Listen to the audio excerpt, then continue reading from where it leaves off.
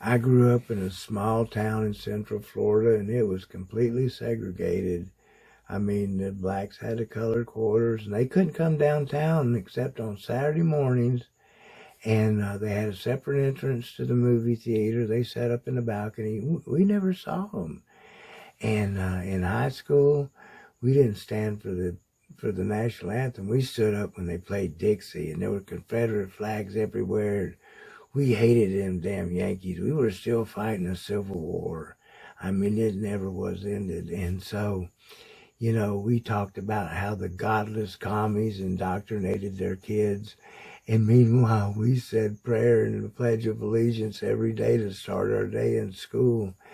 And we were being indoctrinated with the idea that we were this great and wonderful nation, when meanwhile, come to find out all these years later, that wasn't true at all.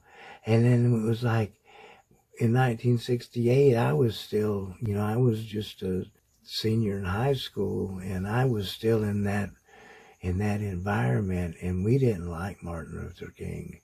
We thought he was a troublemaker and just as well gone. And then the thing, to graduate from high school, I had to take a course called Americanism versus Communism. I was completely indoctrinated, and then I was told, you need to go to the city and drop. That meant, go to a big town and take acid.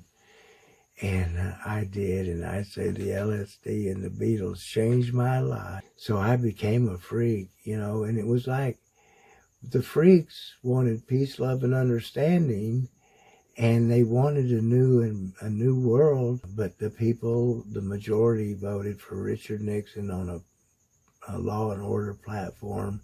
He created a war on drugs. He ran us underground, killed our leaders, and then blamed all the ills of society on the hippies and the freaks. So that tells you where they were at, and that tells you where I was at. And I've been fighting ever since, and I tell you now, that's why you need to bring a friend.